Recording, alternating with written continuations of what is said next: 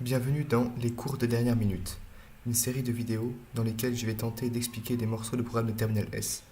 Pour la première vidéo, je vais vous expliquer le fonctionnement de la méiose, qui provient donc du programme de SVT. La méiose est le mécanisme à l'origine des gamètes, c'est-à-dire les cellules sexuées. Comme nous allons le voir, une méiose est constituée de 2 mitoses successives. Cela signifie que grâce à la méiose, une cellule est modifiée pour former 4 gamètes différentes. Nous allons étudier cette cellule.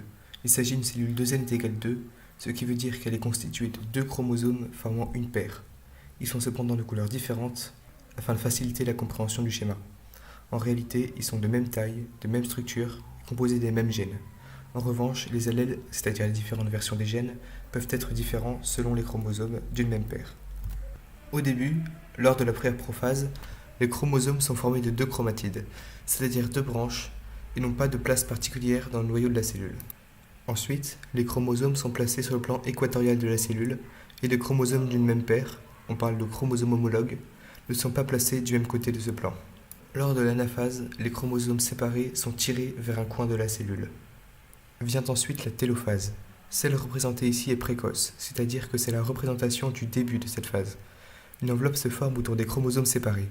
Nous avons donc maintenant 2 cellules. Ici, 2 cellules n est égale 1. Nous avons fini notre première mitose. La deuxième mitose commence avec une prophase, qui est ici représentée précoce. Les chromosomes se sont décondensés et se trouvent sous forme de filaments. Les chromosomes se placent ensuite au centre de leur cellule. Pendant cette anaphase, les chromatides des chromosomes sont séparés. On a donc 4 chromosomes simples au lieu de 2 chromosomes à 2 chromatides.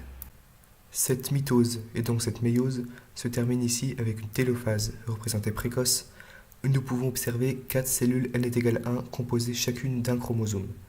Nous avons donc bien 4 gamètes formées à partir d'une seule cellule à l'aide de 2 mitoses successives. Il s'agit donc bien d'une méiose. J'espère que ce cours express vous aura été utile. Dans mon cas, il me permet de voir ce que je ne suis pas capable d'expliquer, donc ce que je ne connais pas bien, et ce qu'il faut que je revoie. Si j'ai fait des fautes, merci de les signaler en commentaire et je corrigerai ces erreurs dans la description. Si j'en ai fait trop, je referai une nouvelle vidéo, cette fois-ci sans les erreurs signalées.